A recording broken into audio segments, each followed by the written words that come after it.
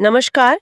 आज हम एक बहुत ही हालिया और गंभीर घटना पर बात करने वाले हैं। हाँ, 22 अप्रैल 2025 को पहलगाम में जो आतंकी हमला हुआ। बिल्कुल। और उसके बाद भारत की जो जवाबी कार्रवाई हुई, जिसे ऑपरेशन सिंदूर नाम दिया गया है, उस पर गहराई से चर्चा करेंगे। पहलगाम में 26 नागरिक, जिनमें ज्यादातर टूरिस्ट थे, उनकी जान चली गई। हाँ, और रिपोर्ट्स तो ये भी थीं कि हमलावरों ने पुरुषों को महिलाओं से अलग करके निशाना बनाया। हाँ, ये बात बहुत बहुत विचलित करने वाली है और शायद इसी प्रतीकात्मकता ने ऑपरेशन के नाम को भी प्रभावित किया होगा। बिल्कुल हो सकता है।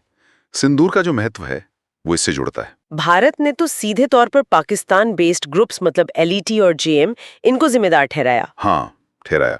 पाकिस्तान ने, जैसा कि अक्सर होता है, इनकार किया। लेकिन तनाव वो तो बढ़ना ही था। जाहिर है। और इसी माहौल में 7 मई को भारत ने ऑपरेशन सिंदूर को अंजाम दिया। और ये सिर्फ एक जवाबी कार्रवाई नहीं थी। अच्छा, मतलब इसके और गहरे मायने हैं। हाँ, बिल्कुल। इसके रणनीतिक मायने बहुत गहरे हैं। तो फिर हुआ क्या असल में इस ऑपरेशन में? किन जगहों को निशाना बनाया गया? देखो, भारत ने पाकिस्तान के अंदर 9 ठिकानों पर हमला किया। 9? हाँ, कुछ पाकिस्तान प्रशासित कश्मीर में थे, जैसे मुजफ्फराबाद, कोटली, और कुछ, और ये अहम है, पाकिस्तान के मुख्य पंजाब प्रांत में। पंजाब प्रांत में? जैसे भावलपुर, मुरीद के।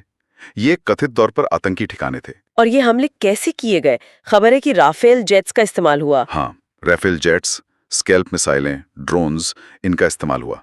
भारत का दावा है कि ये सटीक हमले थे। और ये भी कि पाकिस्तानी हवाई क्षेत्र का उल्लंघन नहीं किया गया। हाँ, ये भारत का दावा है। ऑपरेशन देर रात हुआ, करीब 25 मिनट चला। ये बात तो माननी पड़ेगी कि पंजाब प्रांत के अंदर इतने गहरे हमले करना, ये तो 1971 के बाद शायद पहली बार हुआ है। और 19 के बालाकोट हमले से कहीं आगे की बात है। बालाकोट तो पाक प्रशासित कश्मीर तक ही सीमित था। हाँ, ये भारत की रणनीति में एक शिफ्ट दिखाता है, जिसे हम कह सकते हैं सजा द्वारा निवारण। मतलब अब सिर्फ डिफेंस नहीं, बल्कि ऑफेंस करके कीमत वसूलना।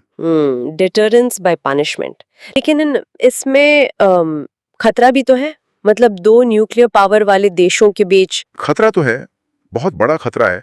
इस तरह के एक्शन से तनाव खतरनाक हद तक बढ़ सकता है। पाकिस्तान का क्या रिएक्शन था? उन्होंने क्या कहा? पाकिस्तान ने दावा किया कि उन्होंने भारत के 5 फाइटर जेट गिराए, जिनमें 3 राफेल थे और एक ड्रोन भी। 5 जेट? भारत ने माना इसे? नहीं, भारत ने इन दावों को पूरी तरह से खारिज कर दिया।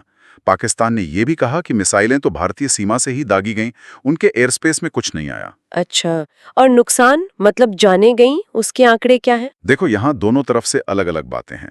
पाकिस्तान का कहना है कि मस्जिदों और घरों को नुकसान हुआ, कम से कम 8 नागरिक मारे गए, जिनमें बच्चे भी थे, और 35 घायल हुए। ओह, और भारत? भारत ने कहा कि एलओसी पर पाकिस्तान की जवाबी फायरिंग में 3 भारतीय नागरिक मारे गए। और हाँ, कुछ रिपोर्ट्स ये भी हैं कि बहावलपुर में जैश चीफ मसूद अजहर के कुछ रिश्तेदार और सहयोगी भी इन हमलों में मारे गए हैं। लेकिन ये अपुष्ट खबरें हैं। वापस ऑपरेशन के नाम पर आते हैं, सिंदूर। इसका कनेक्शन पहलगाम हमले से कैसे जुड़ता है? थोड़ा और बताइए। हाँ, जैसा आपने शुरू में कहा, पहलगाम में वो जो खबर आई कि हिंदू पुरुष पर्यटकों को उनकी पत्नियों से अलग करके मारा गया, उन्हें विधवा बना दिया गया। हाँ। और सिंदूर वो विवाहित हिंदू महिलाओं के सुहाग का प्रतीक है। तो ये नाम उसी त्रासदी, उसी प्रतीकात्मक क्रूरता से जुड़ा हुआ लगता है। ये सिर्फ एक मिलिट्री कोड नेम नहीं, इसमें एक गहरा भावनात्मक संदेश भी है। समझ गया। अब इसका अंतर्राष्ट्रीय और आर्थिक असर क्या रहा? दुनिया ने कैसे रिएक्ट किया? देखो, चिंता तो जाहिर थी। यूएन, अमेरिका, चीन, सबने कहा थी संयम बरतें। यूएन सेक्रेटरी जनरल ने तो चेतावनी भी दी कि बड़ा टकराव हो सकता है। और आर्थिक मोर्चे पर? पाकिस्तान का स्टॉक मार्केट गिरा करीब 5.8%। एयर स्पेस बंद होने से फ्लाइट्स पर असर पड़ा। और कूटनीतिक तनाव? वो भी बढ़ा। भारत ने सिंधु जल संधि में अपनी भागीदारी सस्पेंड कर दी। ओ, ये बड़ी बात है। हाँ, और दोनों देशों ने एक दूसरे के राजनयिकों को भी निकाल दिया। तो कुल मिलाकर देखें तो ऑपरेशन सिंदूर दशकों में भारत की सबसे बड़ी, सबसे मुखर काउंटर टेररिज्म कार्रवाइयों में से एक है। इसमें मिलिट्री प्रिसीजन भी है और एक गहरा प्रतीकात्मक बदला भी। बिल्कुल कह सकते हैं। लेकिन जैसा हमने कहा, ये एक बहुत ही नाजुक संतुलन है। ये परमाणु सशस्त्र पड़ोसियों को एक बड़े संघर्ष की तरफ धकेलने का जोखिम भी साथ लाता है। हाँ, ये तो है। पाकिस्तान ने जवाबी कार्रवाई की कसम खाई है, तो खतरा बना हुआ है कि 2019 जैसे हालात फिर से ना बन जाएं। अब आगे क्या होता है, डिप्लोमेसी कितना काम करती है, ये देखना होगा। बिल्कुल। और श्रोताओं के लिए भी एक सवाल छोड़ जाते हैं।